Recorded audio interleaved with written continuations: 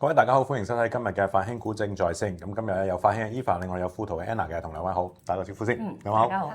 嗱，咁啊，先講講咧今日個市況表現先。咁啊，而家地緣政治咧都繼續係一個好唔穩定嘅狀況。我哋留意到咧，今日港股咧繼續咧喺區入邊咧表現得比較差嘅一個市場嚇。見到今朝早盤咧，恒生指數咧就一度啊落過去咧23,444點添啊，23,500咧都失守啊嚇。咁啊，先同 Anna 傾一傾先啊。點解呢一陣咧港股嘅走勢係咁落後嘅咧？同埋即係由高位計啦，28,000附近已經調整咗差唔多1成6有多嘅咯喎嚇。咁啊，大家應該去抱住一個點樣嘅策略去應對而家嘅市況咧？咁睇翻恒指連日嚟走弱啦，其實主要有幾個因素嘅。首先我哋見到即係美國加息嗰個預期啦，因為啱啱上個禮拜咧 FOMC 咧嗰個會議就結束咗，咁之後咧新嘅主席上任之後咧嗰個鷹派嘅言論令到大家都覺得年底前有機會加息，咁所以你見到今日嘅港股表現咧走勢比較弱嘅，而一啲高息相關股份咧就首當其衝係受累，咁呢一個係其一啦。第二就係見到啲權重股啦，講緊騰訊、阿里巴巴啲權重成分股咧，嗰個股價就連即係都比較走弱啦。咁啊見到騰訊啊阿里巴巴呢啲去到即係可能大概係3個月嘅低位，咁變相呢啲權重成分股嘅走弱都拖低到指數嘅表現。咁再加上咧，如果大家有印象咧，都見到咧，即係其實本身第一季咧港股走得比較強咧，係因為可能一個 IPO 熱潮帶動整體嘅氣氛啦。但係其實講緊呢個 IPO 禁售期，講緊6月底同7月頭咧，嗰個高峰咧就會出現啦。咁呢一樣嘢咧都拖累到即係個市場嘅氣氛，大家都驚一啲即係解禁潮出現嘅時候咧，一啲 IPO 嘅表現咧就會受到影響。咁所以咧呢3個因素再加埋一啲外資嘅結構性撤出港股啦，咁啊講緊即係6月至今咧，即係嗰個外資嘅流出嘅比例都比較明顯，咁所以呢幾個因素咧，令到恒指咧即係連日嚟咧走勢都比較疲弱㗎。係啊，已經連續咧第5日向下㗎啦嚇，即刻咧問下 Eva 啦嚇，咁啊最新輪證資金流啊，特別係咧指數上邊有啲牛熊證嘅部署又係點樣㗎啦？係啊，我哋睇翻咧上個星期咧就4個交易日啦，咁而呢4個交易日咧恒生指數咧就由24,000幾25,000關口附近咧一路就回落嚟啦，去到24,000啦嚇。今日咧甚至都去過23,500呢啲位置嚇。咁其實咧近呢4日咧喺好倉方面咧都係較明顯資金咧流入去部署反彈為主，所以見到咧喺恒指咧嘅好倉產品包括認購證同埋牛證啦，都係連續4個交易日咧係流入嘅情況嚇。咁啊，先講認購證咧，就講緊2,000幾萬嘅資金淨流入啦。牛證咧就接近2億嘅資金咧淨流入嘅。咁所以咧，而家見到咧資金流入咧牛證咧就比較多啲，咁啊令到咧牛熊兩邊嗰個街貨比例咧就拉翻遠啦。暫時咧就6:4左右啦。咁啊，今朝早咧就再向下啦。咁啊，講緊最大累積跌幅咧都400-500點啦。咁所以咧收回嘅牛證咧就見到咧嗰個重貨區咧都打穿埋啊。咁而上一個交易日咧，其實投資者咧揀選一啲部署反彈嘅條款咧，亦都係比較進取啲嚇。近日見到咧投資者即係揀一啲嘅選擇咧，都係比較進取，想用一啲即係高槓桿去部署一個反彈嘅情況啦。但係如果你用牛熊證去做部署嘅話咧，要考慮翻一個收回嘅風險咧，比對之前嚟講係高咗，因為始終大市嘅波幅咧係大咗嚇。今日咧我哋見到咧仍然咧都係以即係部署反彈嘅資金咧係為主嘅。咁我哋揀緊啲咩收回水平咧？早段時間咧其實都揀得比較近少少啊，因為早段咧個跌幅比較大啲，400-500點到嘅時候咧，距離當時嘅一個現貨價咧得200零點到嘅一個距離嚇，槓桿咧去到780倍嘅，咁啊慢慢個市咧就有個反彈嘅情況啦，所以又拉翻遠咗，所以咧喺牛熊證嗰個部署上咧都要比較貼市啲嘅嚇。朝頭早揀緊嘅一啲選擇未必適合下晝嘅選擇，如果你真係揀得好近嘅話，咁如果話咧即係佢揀翻距離而家啦嚇，中午收市價遠少少嘅選擇，最少有300-400點到嘅一啲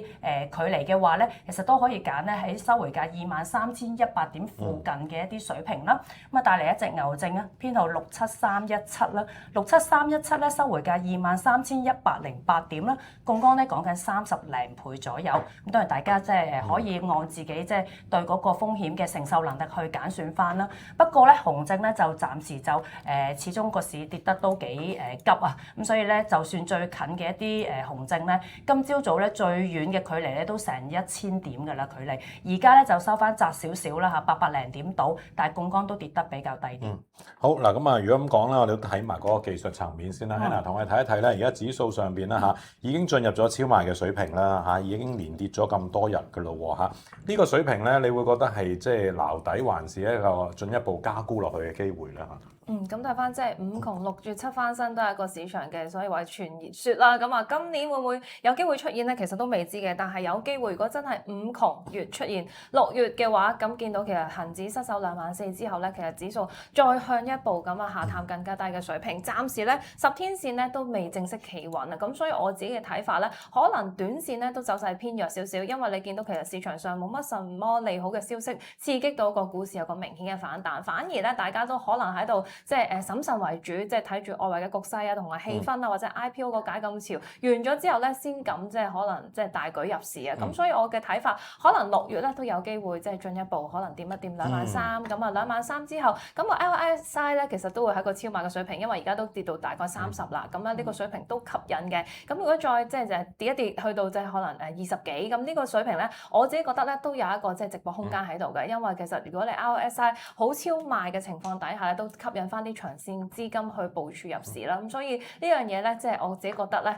，6月底咧，如果真係 RSI 持續超賣嘅話咧，都可以部署翻少少水位喺度㗎。可能都留意下一個兩手準備嘅部署 Eva 咁啊，頭先提到咧牛熊證嘅供應可能即係睇淡嘅朋友就唔係咁着數，因為好遠啊距離嚇。咁啊，譬如用翻啲輪證又得唔得咧嚇？係啊，咁啊由於咧即係近日個波幅咁大啊，同埋一個向下嘅一個趨勢啦，所以除咗咧喺牛證方面咧有資金去部署反彈之外咧，其實喺 call put 輪咧嚇都有唔少嘅資金咧係流入㗎。剛才咧大家都有望過咧，即係喺過去5個交易日啦，恒生指數嘅認購證講緊咧都有2000幾萬嘅資金咧係淨流入啊。咁啊反映翻咧其實有部分即係資金咧都即係傾向避開嗰個收回嘅一個風險啦嚇，用啲 call put 輪去部署。咁樣恒指嘅 call 嚟計咧，就暫時嚟講啊，12月底到期嘅產品咧，提供緊嘅實際槓桿效應都10倍過外嘅。咁啊第一隻產品啦，13058啦，13058咧恒指嘅 call 嚟嘅。咁啊行使價27,700點咧，今年嘅12月底先到期嘅產品。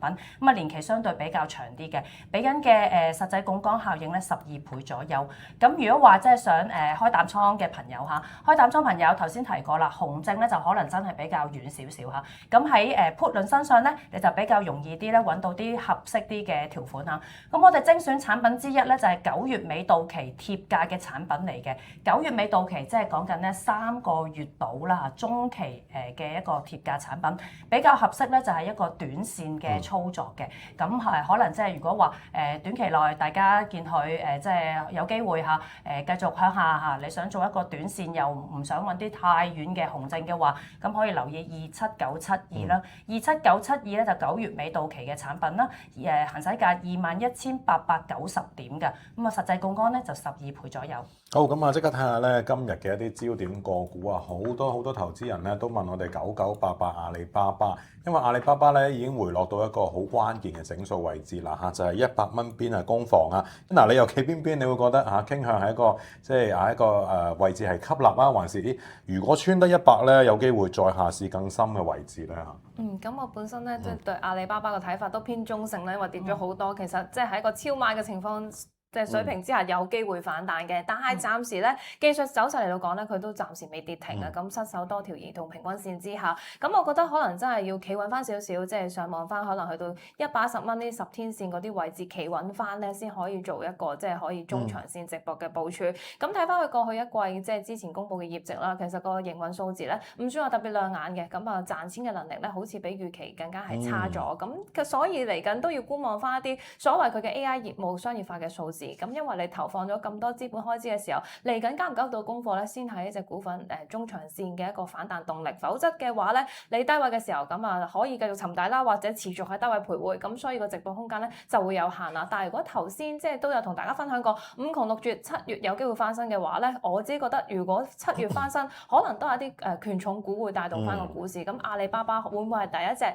即係或者其中一隻可以做到翻好少少咧？咁大家就不妨拭目以待啦。好，咁啊嗱，佢就睇下能唔能夠同個市同步嚇，做翻個反彈啦。咁我相信咧100蚊邊咧應該有好多朋友咧睇緊啲衍生工具喎，係咪咧嚇？冇錯，我哋睇翻咧，其實上個星期咧81蚊關口附近開始回落嚟啦嚇。今朝早最低咧100蚊8毫啊。咁啊，如果話咧即係見到喺資金流上咧都係主要咧喺佢好倉方面咧有資金流入㗎。我望下咧過去5個交易日咧9988嘅好倉產品咧排喺即係個股嘅排行榜資金流入係首位啊。即係 call 同埋牛加起嚟咧接近3500萬嘅資金咧係淨流入㗎嚇。咁而當中咧其實 call 量咧講緊2000幾萬資金淨流入啦，牛證1000幾萬資金流入，反映翻其實兩種產品咧都有唔同嘅一啲投資嘅一啲取態啦嚇，投資嘅一個追捧嚇。咁我哋望下啦，兩種產品咧係可以即係有啲乜嘢嘅唔同之處嚇。譬如話咧，先講9988嘅 call 輪選擇啦。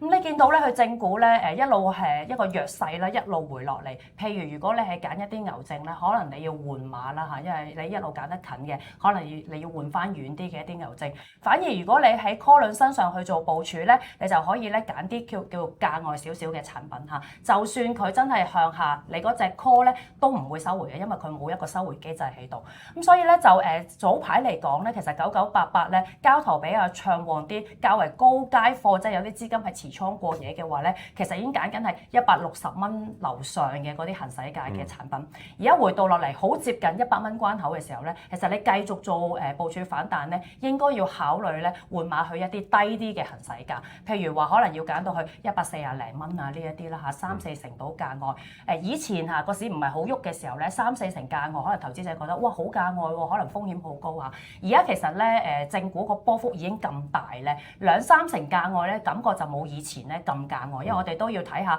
究竟成個大市嘅變化同埋你本身嗰隻正股個波幅性咁樣去決定究竟佢係有幾價外嚇。咁而家咧就見到咧資金上咧就換馬落嚟咧大概啦嚇3成到價外嘅產品，即係講緊135至140零蚊行使價呢一批嘅 call 輪，咁啊俾緊嘅實際槓桿效應大概係5至6倍左右。咁我哋選擇咧28103啦，28103咧係屬於較為長身嘅產品嚟嘅。咁啊出年嘅1月尾到期啦，行使價135蚊6毫100對1㗎嚇，俾緊嘅實際槓桿效應咧就5倍半左右。咁呢隻咧適合咧就係比較中線睇法，因為可能有部分嘅投資者覺得佢落到嚟100蚊呢個關口，可能已經回跌咗一段比較長嘅時間啦。我可能睇佢一個慢慢回升嘅一個情況，想持有一段時間嘅話咧，就唔好揀得太過價外同埋短身嚇，因為始終時間值損耗咧都係其中一個成本嚟嘅。如果話28103咧，由於比較長身啲啦嚇，所以佢時間值損耗咧見咧未到1% 一日，咁你呢個咧可以係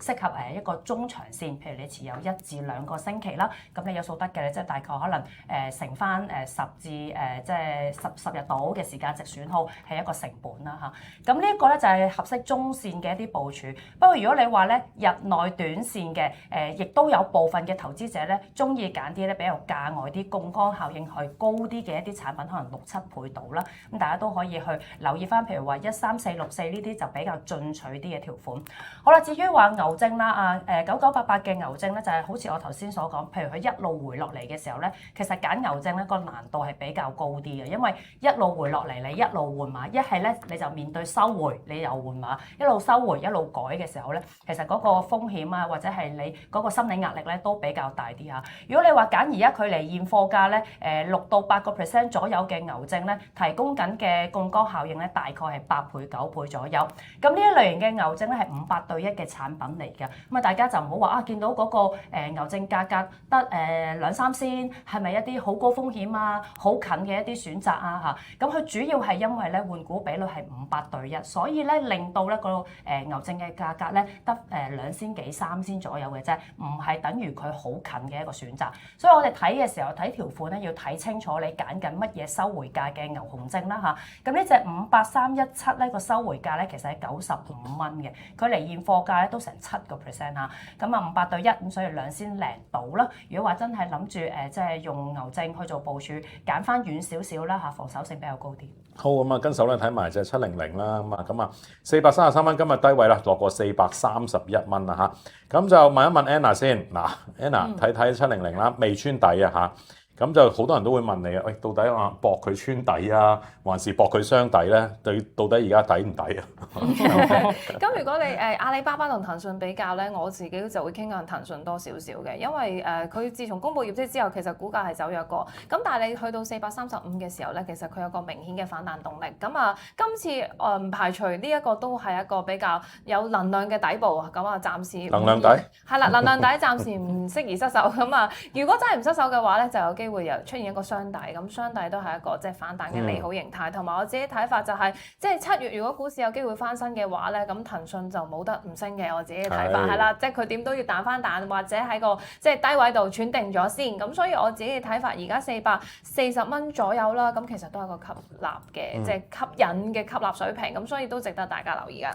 希望即係捽到個底啦，做一個雙底反彈啦嚇，咁都背負住幾深嘅市場期待喎嚇，咁420蚊呢個底咧，睇下能唔能夠再試一試啊嚇。咁Eva我諗咧，除咗話9988啦，都好多資金係睇緊700嘅相關嘅部署㗎嚇。冇錯啊，咁啊見到咧喺過去5個交易日計啦，咁啊700排第2位，多資金流入佢嘅好倉產品啊 ，call 同埋牛咧合計咧2700萬嘅資金淨流入啦。咁我哋望下啦，如果話700嘅認購證嚟計咧，今朝早咧較為交投暢旺啲咧，揀緊嘅即係行使價咧喺625蚊左右呢啲水平咧，100對1嘅產品嚇。咁投資者其實喺有得揀嘅情況底下咧，都普遍見到咧中意揀啲咧敏感度相對較高嘅產品啦，因為咧正股譬如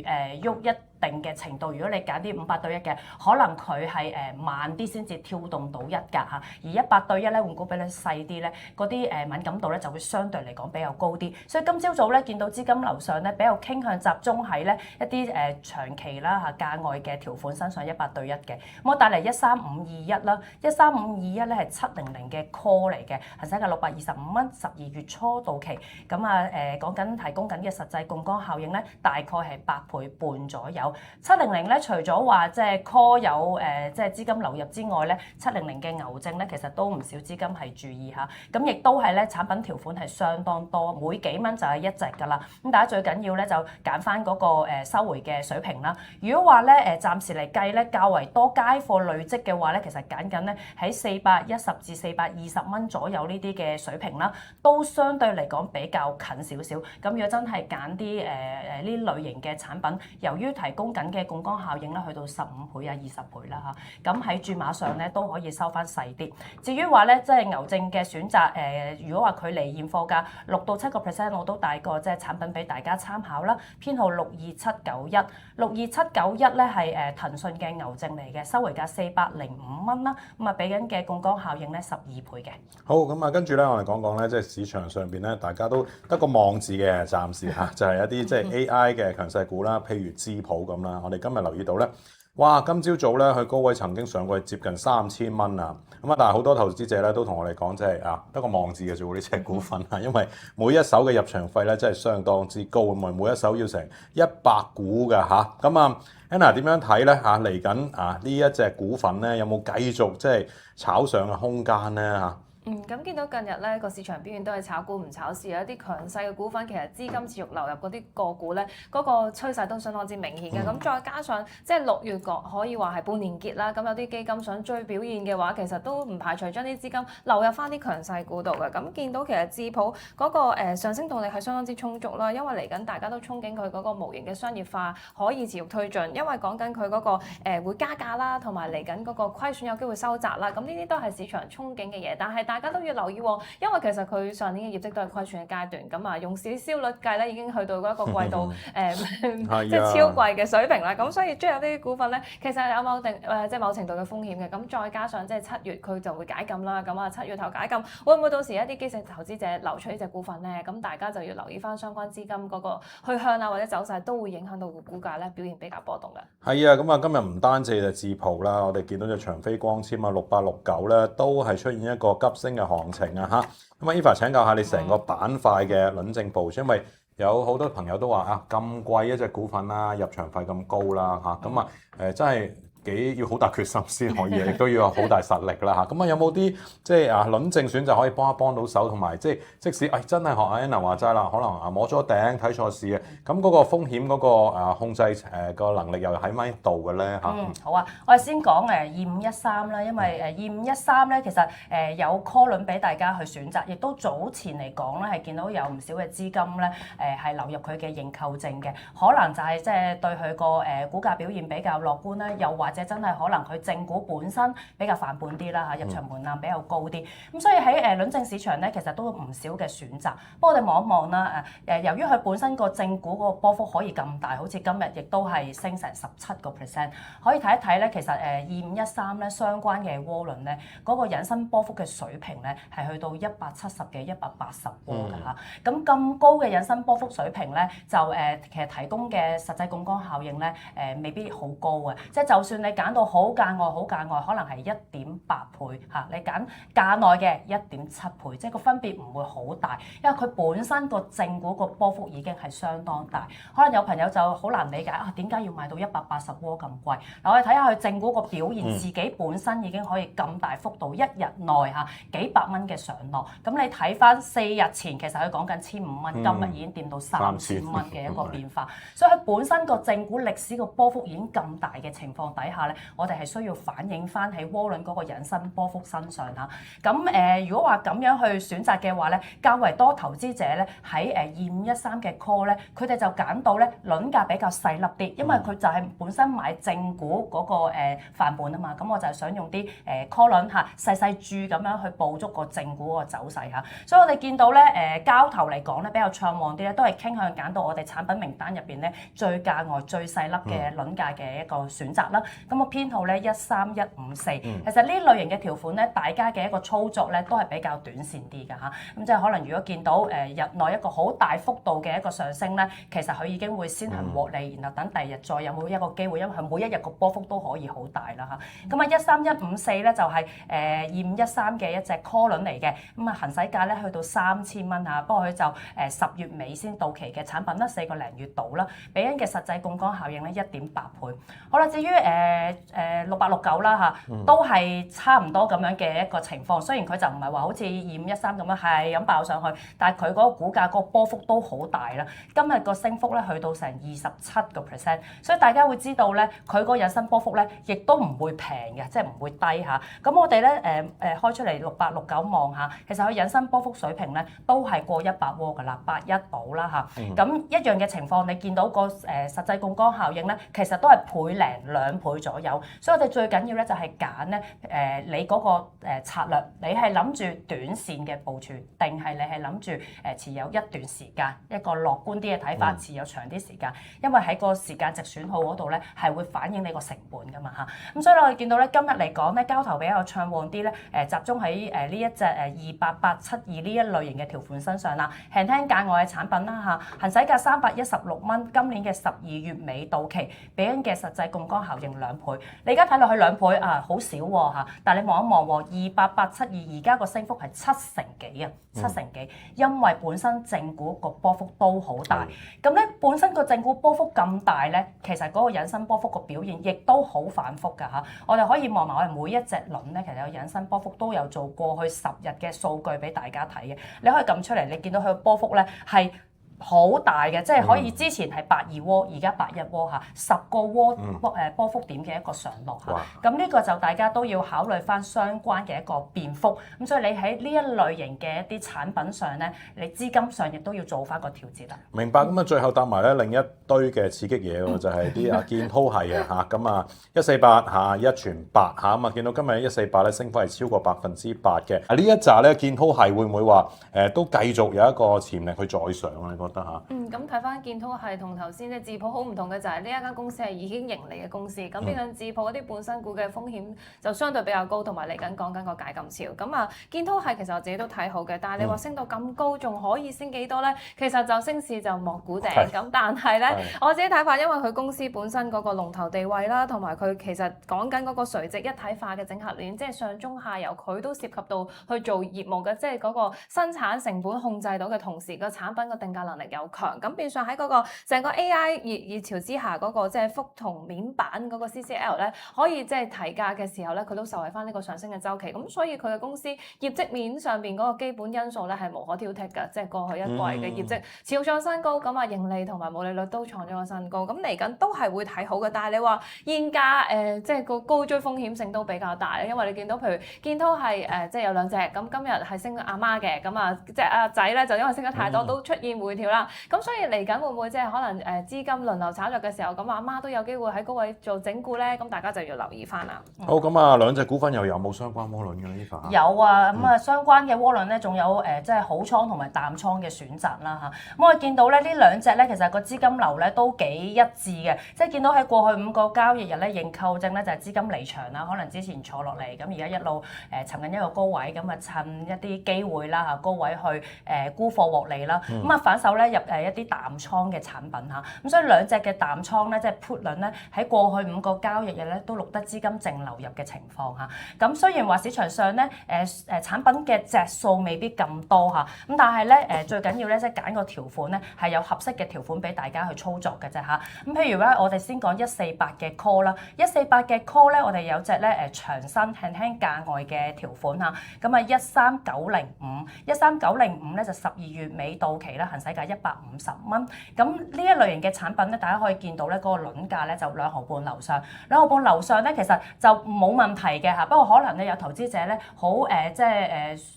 希望喺一個日內短線爬格仔嘅部署嘅話咧，好多就傾向揀啲咧2毫半樓下，因為每格跳動係0.001咧，咁就快啲轉到新一格。不過2毫半樓上咧就變成0.005啦，咁啊感覺上就耐啲先跳到一格。咁但係咧就本身呢個正股咧今日個波幅都好大啦嚇，即係8%，其實佢個升幅都唔差嘅，即係雖然佢得2倍幾，但係而家個升幅已經去到2成3㗎啦。咁所以其實係會跟嗰個